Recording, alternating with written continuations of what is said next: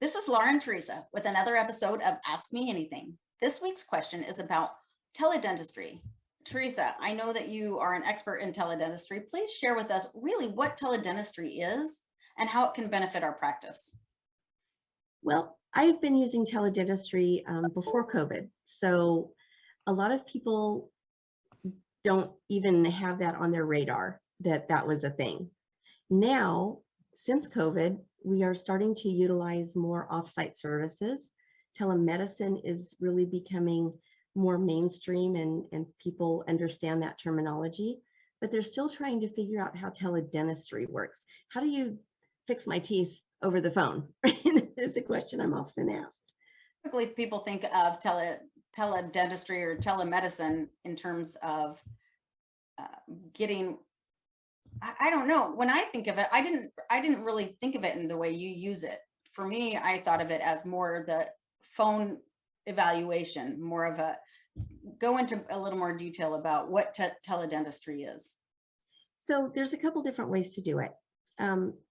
First is definitely, yes, the phone consultation with the doctor.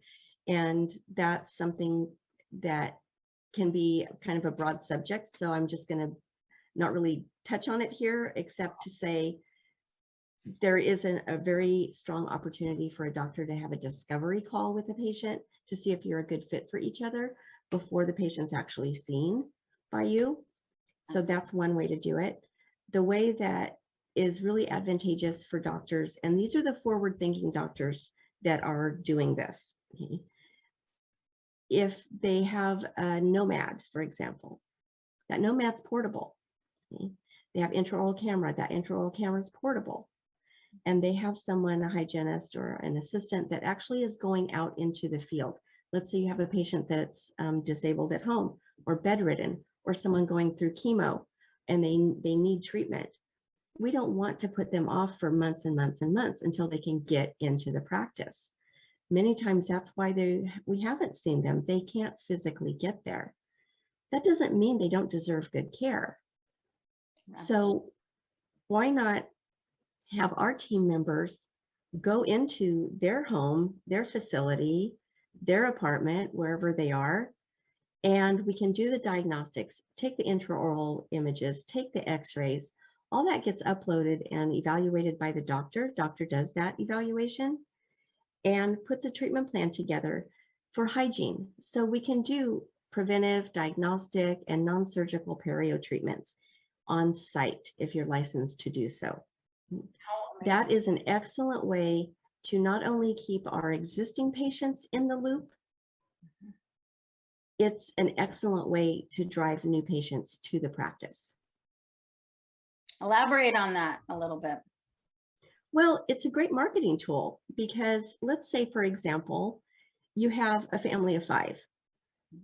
Mom and dad are working 40 hours a week. Your practice is not open on Saturday, and that's the only time they're available. So without opening your office, without adding more chairs, without hiring more team members, you can arrange and rotate your team members if you choose to do it that way.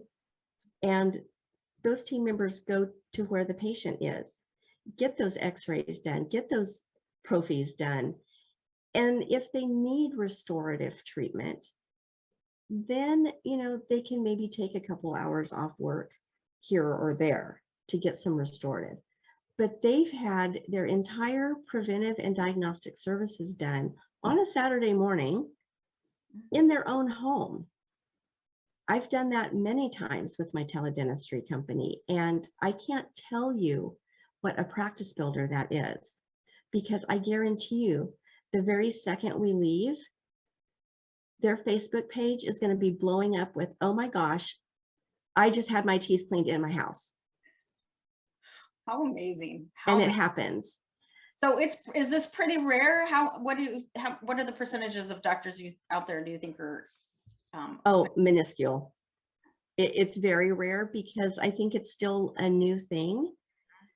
So there's, it's not going to work for everybody. You do have to be forward thinking. You do have to have the right mindset for that.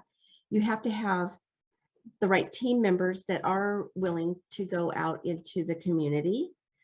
But, I find that now that we're kind of getting back, it's difficult to find good quality team members to be in the practice, you know?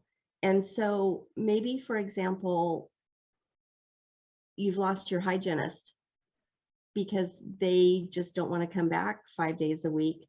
Their husband is barely back to work, maybe in a different job or whatnot, or, you know, vice versa. They're not able to afford the private school or the daycare or something like that. So moms opted to stay home and homeschool. So you've lost your hygienist. Okay? But if the spouse is off on Saturdays and that hygienist wants to work on Saturdays, you've just created the best of both worlds. Yeah, you really have opened up an opportunity for the practice and for the patient and for the employees looking for more flexible hours. So it's flexibility. Yeah. Win-win for everybody. Absolutely. Flexibility is a huge issue. But even with that, it's you're doubling your hygiene production in some cases, or at least by a third. And you've not added any extra hours to your practice. Nobody has to be there in the office. And you're not hiring another person unless you choose to. Some doctors want two hygienists, but they just can't do the overhead, or they don't have the operatory, or they don't have enough patients to staff that, 5 days a week.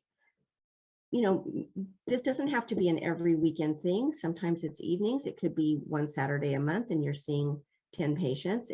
There's so many different ways to manipulate that program to best serve your patient's needs. Absolutely. Absolutely. I'm really glad you brought awareness to this. In the last couple of minutes, can you tell me what would it take really to kind of get a practice who's interested in this, to kind of get them started down this path? Yeah, well, first, you're always going to want to check your state laws, because some states are a little different than others. Not so much in terms of who can provide services, although that definitely is part of it, but just reimbursement schedules and malpractice insurance. So you got to do a little homework before you just start jumping in. Check with your dental boards, check with your hygiene boards, check with your malpractice insurance. And then basically it's just a matter of get a Nomad and get a good intraoral camera and a laptop. And you don't even need initially to market to the outside new patients in many cases. You probably have a very solid handful of patients that have moved to assisted living, or they've moved into a nursing home, for example, or they're just not getting care. And that's just so sad. That is the only reason, the sole reason I started mine, is to give people without means or without access care. They have to have it in order to be healthy. Awesome. One of my favorite experiences was a couple of years ago. My hygienist went out and saw an autistic child. And that autistic child let her do pretty much everything: x-rays, prophy, fluoride, because that was his space. You put that child in an office, in a chair, he was never allowing treatment. Right. And the mother was just so incredibly moved by the fact that he even tolerated any of that, but had a good time at it. My hygienist was awesome. She played games, watched TV with them for a few minutes. It's not a factory. It's a service. Yes, beautiful. Thank you for sharing that story too. I think we don't think about it. No, yeah, we get lost in the numbers and forget the impact that we can have on people's lives. So. Absolutely. And it is a great marketing tool. it's a great way to collaborate with your local physicians and say, go to your oncologist, find out if their patients might benefit from having treatment in their home or whatnot. So it's just good, gives a lot of goodwill to the community, a lot of good networking opportunities in the physician realm, and it's just a good service to provide for your patients. I love it. Thank you so much. Email or DM us to get the answers to your big questions in your dental practice. Until next time, have a wonderful day, and we'll see you on the next one.